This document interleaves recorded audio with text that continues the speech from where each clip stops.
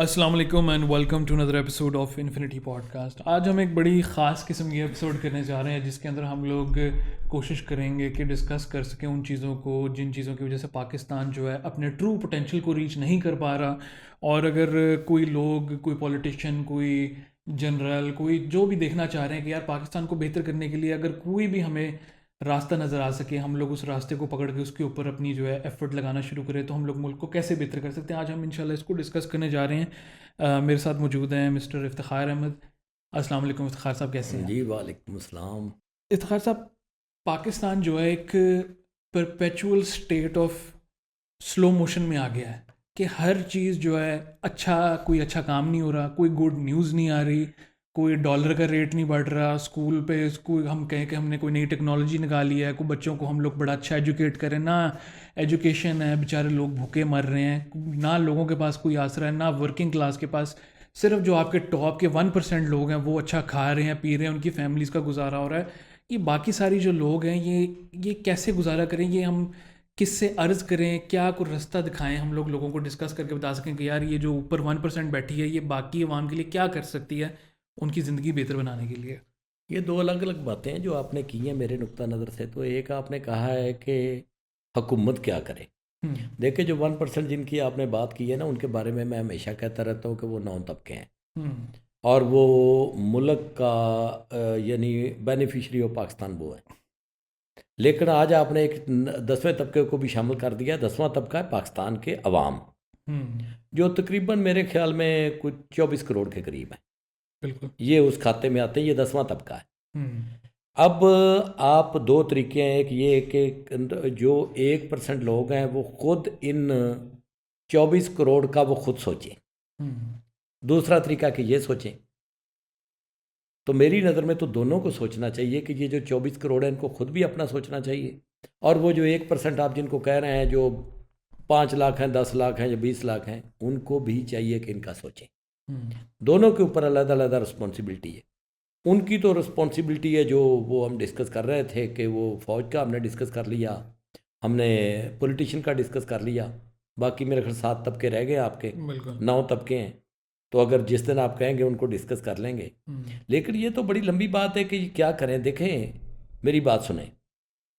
एक बच्चा पैदा होता है एक माँ बाप के घर में, तो वो क्या करना उन्होंने, पहले तो कुरान कहता है कि ये तुम्हारी खेती है।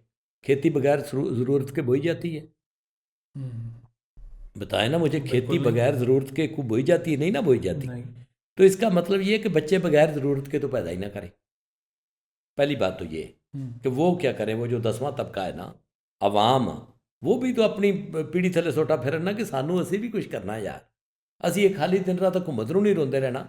ਰੋਣਾ ਹੈ, ਹਕੂਮਤ ਨੂੰ ਵੀ ਰੋਂਦੇ ਰਹਿਣਾ ਹੈ, लेकिन ਉਹਦੇ ਨਾਲ ਨਾਲ खुद भी कुछ करना है। हम्म।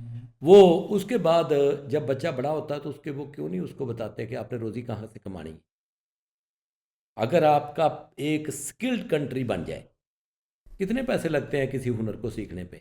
ये गाड़ियों को रंग कैसे करना है, ऑटोमोबाइल के मैकेनिक कैसे बनना है, मैंने कंप्यूटर ऑपरेटर कैसे बनना है, हम्म। मैंने घरों में रंग कैसे करना है, मैंने अपना ये दरवाजे रंग कैसे करने हैं, मैंने लकड़ी का काम कैसे करना है, मैंने टाइलों का काम कैसे करना है, मैंने इलेक्ट्रिसिटी का काम कैसे करना है, मैंने सिलाई का काम कैसे करना है, मैंने कढ़ाई का काम कैसे करना है, मैंने खेती बाड़ी कैसे करनी है, मैंने चीज़ों को स्टोर किस तरह करना है। ये सारे काम जो हैं, ये वो जो 10वां तबका है, हमारे हमने डॉक्टर बनना है, इंजीनियर बनना है, वकील बनना है, कुछ बनना उन्होंने कि नहीं बनना। तो ये अलग-अलग दो बातें आपकी। आपने कहा कि हम्म। कोई गुड न्यूज़ नहीं आ रही। भाई देखिए, गुड न्यूज़ दो दो अलग अलग तबके, वो 9 तबकों को मैं एक तबका शुमार करता हूँ। हम्म। वो जो 9 तबके हैं वो एक है। बिल्कुल। वो अगर आपस में उनकी कोई लड़ाई होती भी है तो वो आपस आपस की लड़ाई है, जैसे भाइयों के दरमियान होती है कि अपना वो गद्दी नशीनी की लड़ाई तो भाइयों के दरमियान भी होती है। हम्म। आपको पता है कि हुकूमत, ये जो वली अहद होते थे, वली अहदी की जंग तो भाइयों के दरमियान भी होती है, हम्म। इसलिए उनके दरमियान भी होती है। लेकिन बेसिकली वो 9 के 9 जो तबके हैं वो एक है। अब रह गया 10वां तबका। 10वें तबके के ऊपर वो पढ़ रहे हैं, तो 10वां तबका भी तो अपना ये सोचिए। ये जो गुड न्यूज़, ये तो आप मेरे ख्याल कह रहे हैं कि वो किस तरह अपने आप को बेहतर करें, आपका स्टैंडर्ड ऑफ लाइफ किस तरह बेहतर करें, ये कह रहे हैं। हम्म। उसमें तो दो बातें हैं ना, पहले खुद कुछ करें, उनको कहते रहें, उनका अलहदा सिस्टम है कि उनको किस तरह मनाना, किस तरह मान जाएंगे, वो भी मान जाएंगे अगर ये नीचे वाला तबका एक हो जाए और ये अपने लिए एक हो, उनके लिए नहीं। लड़ाइयाँ आपने उनके लिए नहीं लड़नी। आप वो जो 9 तबके हैं वो एक हैं, अगर ये भी एक हो जाएंगे तो इनका मसला हल हो जाएगा, वो तो एक हैं। जहाँ पे ये तबकों की बात होती है, ये रीसेंट खबर सामने आ रही है कि ये जो कश्मीर वाला एरिया है सारा, गिलगित बल्तिस्तान, इनके अंदर उन्होंने ऑर्डिनेंस पास किए थे जहाँ पब्लिक असेंबली उन्होंने मना करती थी।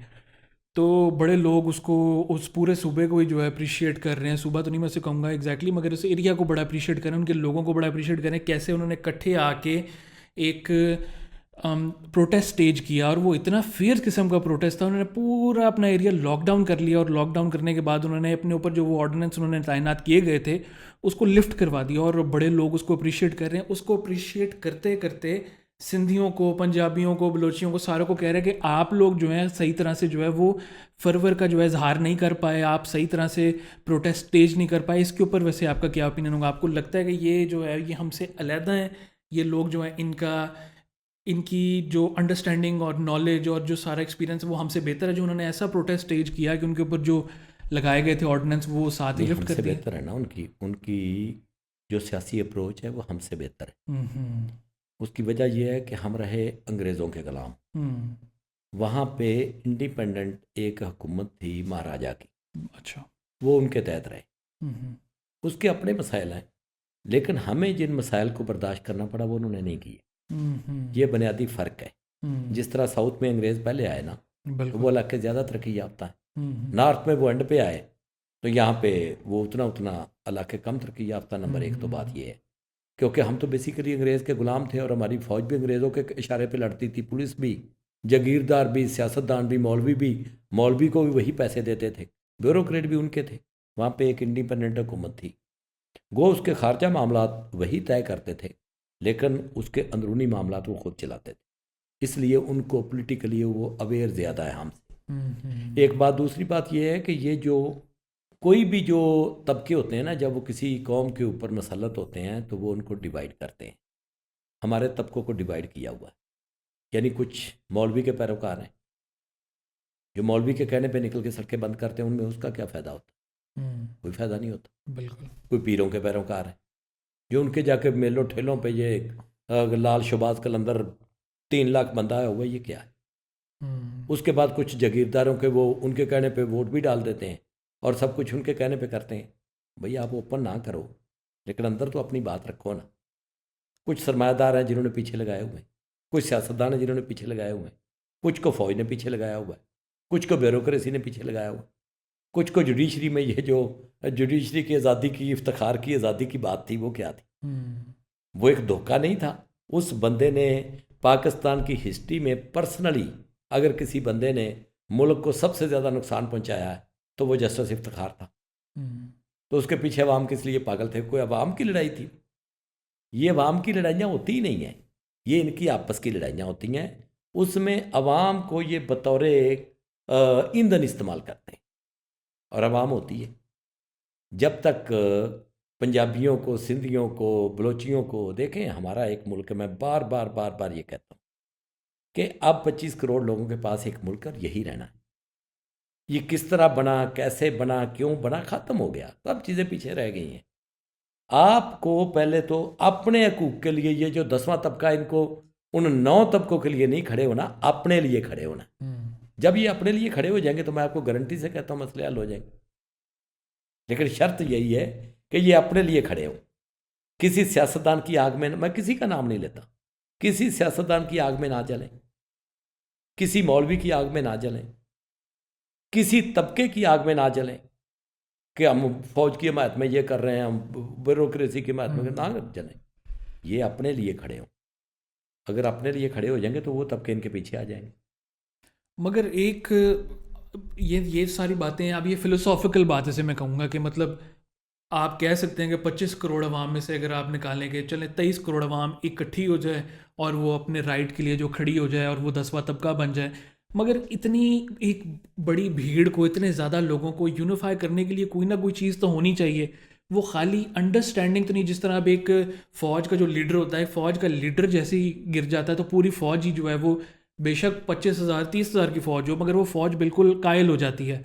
तो इस तरह का आपको इस कैसे यूनिफाई किया जाए इस कि 23 इनको कम्युनिटी यूनिफाई को? कैसे किया जाए। बिल्कुल। जब इनको अपने राइट का इल्म होगा, देखें बिजली के बिल सबका मसला है कि नहीं, बिल्कुल। उसके लिए यूनिफाई हो जाए। हम्म। गैस के बिल मसला है कि नहीं सबका, ये तो हम्म। मुश्तरका है ना। बिल्कुल। ये तो सिंधी का भी है, बलूची का भी है, पठान का भी है, पंजाबी का भी है। बिल्कुल। उसके बाद आटा मसला है आपका कि नहीं, बिल्कुल सही। कपड़े मसला है आपका कि नहीं, बिल्कुल। रोज़गार मसला है आपका कि नहीं, लैंड ऑर्डर मसला है आपका कि नहीं। ये तो सबका है ना, ये तो किसी का अलग अलग नहीं है। बिल्कुल। तो इसके लिए इकट्ठे हो जाए। पहला स्टेप अचीव हो हाँ गया, जी। कॉमन एनिमी एक यूनिफाइंग फैक्टर जो है वो मिल गया। अब हमारे यहाँ पे पाकिस्तान में एक ट्रेडिशन बन गया धरनों का, जलसों का। जिसने भी उठना है डी चौक पहुँच जाना है, पता नहीं डी चौक में, पता नहीं इमरान साहब का उन्होंने स्टोलन मैंडेट कहीं दफनाया हुआ है जो कि वो खोदने हर दफ़ा पहुँच जाते हैं, या हर किसी ने डी चौक ही आना होता है। ताहिर अल कादरी भी 2014 में डी चौक आया, इमरान खान भी। ये प्रॉपर तरीका क्या है? एक दफ़ा ये पहले तो यूनिफाई हो गए, आप अब इसका प्रॉपर हल कह रहे हैं। हल क्या है? देखें जी, इसके मुमकिन 3-4 हल है। हम्म। इसका जो सबसे बेहतरीन हल है ना, जो इसका असल हल है, वो है इस्लामी कानून के ऊपर अमल करना, हम्म। कुरान पाक के मुताबिक मुल्क को चलाना। कैसी अजीब बात है। हम्म। मैं किसी इस्लामी निज़ाम की बात नहीं कर रहा। इस्लामी निज़ाम तो बंदों ने खुद बनाना है। मैं ये बात कर रहा हूँ कि अगर आप इस्लामी कवानीन के मुताबिक मुल्क को चला लेंगे, जो कवानीन इस्लाम ने दिए, तो सारे मसले आपके हल हो जाएंगे। क्या ये तैयार हैं सारे लोग? हम्म। देखिए, जब आप इस्लामी निज़ाम नाफिज करेंगे तो रियासत के पास कोई इख्तियार नहीं है सिवाय ज़कात के कोई टैक्स लगाने का। सारे टैक्स गैर इस्लामी हैं सिवाय ज़कात। दूसरा, ये जेलों का सिस्टम सारा ही आपको ख़त्म करना पड़ेगा, ये है ही नहीं है दीन में। हम्म। ये जो सियासी निज़ाम आपने बनाया हुआ है, ये बिल्कुल दीन के मुताबिक नहीं है। ये जितना ये 9 तबकों का सिस्टम है पूरे का पूरा, ये सारा दीन के ख़िलाफ़ हम्म। है। आप दीन के मुताबिक चला लें मुल्क को। रियासत की जी, ये जो स्टेट है उसकी होती है ज़मीन, जितनी भी उसकी ऑनरशिप जो है रियासत के पास। आपने हकूक़ हासिल करने हैं उसके, मुल्की उसको इस्तेमाल के हक़ के इस्तेमाल आपने स्टेट से लेना है। आपको जितनी ज़मीन चाहिए स्टेट से वो इस्तेमाल के लिए लें। अब इससे आप सोचेंगे कि इससे फ़ायदा क्या होगा? इससे फ़ायदा ये होगा कि एक बंदे के पास तो 5,000 एकड़ है और एक बंदे के पास मरने के लिए, कब्र के लिए भी जगह नहीं है। हम्म। है? नहीं ना? नहीं। 5 करोड़ आपका बंदा है पाकिस्तान का, जिसके पास अपना घर ही नहीं है, तो वो हम्म। किधर चला जाए? इस पे कभी आज तक कोई जुलूस निकला? हम्म। चलो वो 5 करोड़ ना निकलें, 5 करोड़ लोग हैं जिनके पास घर नहीं है। मुझे उनमें से सिर्फ 5 लाख लड़कियां लड़के, औरत मर्द दे दें, 5 लाख इकट्ठे हो सकते हैं कि नहीं? बिल्कुल हो उनको सकता घर है। चाहिए कि नहीं? ये किसी के कहने पे तो सारी सड़कों पे निकल आते हैं। अपने हम्म। लिए कब निकले? कब निकली अवाम अपने लिए? कभी भी नहीं निकली, क्योंकि उनको पता ही नहीं है। एक हल तो ये है कि इस्लाम के मुताबिक मुल्क चलाया जाए, इस्लाम के करीब करीब भी चलाया जाए। मतलब अल्लाह ताला कहता है, अगर मैं अपने बंदों को हुकूमत देता हूँ तो 2 काम करते हैं, अमानतें अमानतदारों के सुपुर्द करते हैं और अदल इंसाफ करते हैं। क्या अदल इंसाफ हो रहा है मुल्क में? हम्म। या अमानतें अमानतदारों के सुपुर्द की जाती हैं? यहाँ पे जो मिनिस्टर बनाए जाते हैं किसी भी गवर्नमेंट में हो, वो क्या मेरिट पे बनाए जाते हैं? क्या मेरिट पे लोग भर्ती किए जाते हैं? तो देखिए, जब आप अल्लाह ने ये जो कायनात दी है ना, उसके साथ एक किताब दी है जिसका नाम है कुरान। कुरान के उसके मुताबिक इस दुनिया को चला लो, आपको किसी चीज़ की ज़रूरत ही नहीं पड़ेगी। आपने मुमकिन हल पूछा ना, मैं अल्लाह आपको बता रहा हम्म। हूँ कि आप इस कुरान की किताब को पकड़े। अब आप कहेंगे कि यूरोप क्यों चल रहा है? वो नियर दैन कुरान पाक चल रहा है। अच्छा। वहाँ पे कोई बड़े छोटे में तमीज़ है कानून के मुताबिक? बताएं मुझे, है? वहाँ पे क्या तसव्वुर है कि अमेरिकी सदर कत्ल करवा देगा तो वो बेचेगा? हो ही नहीं सकता। तो अदल इंसाफ हो गया। हम्म। वहाँ पे जो पार्लियामेंटेरियन जो मुंतखब किए जाते हैं मिनिस्टर, कैबिनेट, वो मेरिट मेरिट के ऊपर नहीं की जाती। बिल्कुल मेरिट भी होती है। तो कुरान भी यही कहता है। वहाँ पे स्टेट फलाई रियासत नहीं है, स्टेट जिम्मेदार नहीं है लोगों की इज्जत जान माल की। बिल्कुल है कि नहीं? बिल्कुल। तो कुरान भी यही कहता है, हम्म, कुरान भी यही कहता है। तो वो कुरान का नाम नहीं लेते, लेकिन वो नियर दैन कुरान अपनी हुकूमतों को चला रहे हैं। हम्म, वो एक रिसर्च भी हुई थी इसके ऊपर, तो उसमें पहले 40 गैर इस्लामी मुल्क थे कि कुरान के करीब तरीन हुकूमतें कौन सी चल रही हैं। अच्छा। पहले 40 मुल्क गैर इस्लामी थे। आप अभी मेरे साथ बैठ जाएं, आप कुरान पाक को खोलें, अब इसमें भी दो बातें हैं। ये जो 24 करोड़ जो रोना जिनका आप रो रहे हैं कि उनके बच्चों को तालीम नहीं मिलती और उन्होंने कुरान कभी पढ़ा? तो हम तो इन्हें कुरान के मुर्तकिब नहीं हो रहे। कुरान पढ़ा हुआ हमारे घरों में कि नहीं पढ़ा हुआ? अरबी पढ़ी हुई हमने। चले अरबी पढ़ी है, तो अरबी पढ़ी है तो फिर क्या हम अल्लाह को मजाक कर रहे हैं कि अल्लाह ताला ने कहा कि इसको समझो और इसके ऊपर अमल करो? हम्म, तो हम कैसे अमल करेंगे समझ के, अगर हमने उसको खोला ही नहीं है, नहीं कर सकते। हमने कभी भी समझा ही नहीं है? हम्म, भैया आप समझे ना, पूरा मुल्क समझिए उसको। गलती करेगा ना, गलती करेगा कोई, गलती करेगा कोई दूसरा बता देगा कि ये बात इस तरह। तो हमने तो कभी कुरान के मुताबिक आप चला लें, मुमकिन हल की आपने बात की इसके ऊपर, पूरे का पूरी आपकी पॉडकास्ट मेरे साथ बैठ कर लें कि कुरान क्या क्या कहता है। देखिए जेलों के ऊपर मैंने पूरा वीलॉग किया था, अपना जिसमें अबू बकर किया था ना, पूरे का पूरा गैर इस्लामी है आपका, बिल्कुल। हम्म, पूरे का पूरा एक ढांचा खड़ा है आपका गैर इस्लामी। कैसे मुल्क चलेगा? उसके बाद दूसरा आ जाए, ये ज़मीन की मैंने आपको बात की कि हर पाकिस्तानी को, स्टेट को चाहिए कि रहने के लिए घर की ज़मीन दे, ज़मीन दे, घर नहीं मैं कह रहा बना के दे। ये तो ढकोसले हैं ना, ये तो सियासी नारे हैं जो हम मारते हैं। जितने की हमने मेट्रो बनाई है इससे सस्ता काम था ये। मुझे वैसे ही इख्तियार दे दे, पूरे मुल्क की स्टेट लैंड मुझे दे दें और मैं फ्री में लोगों को तकसीम करके दे देता हूँ। सारी के ऊपर यही नहीं 9 तबकों ने कब्जा किया हुआ। तो रियासत होगी माँ के जैसी। कोई माँ का कोई बच्चा कभी वेख्या जे कि एक बच्चा भुखा मरदा पिया होवे ते एक बच्चा जड़ा है ਉਹਦੇ ਕੋਲ 5 लीटर दुध पिया होवे तो दूजे ਦੇ निपल 'ਚ भी दुध ना होवे? कभी इस तरह की कोई माँ वेखी जी? ये माँ आपको सिर्फ इस्लामी मुल्कों में नजर आएगी।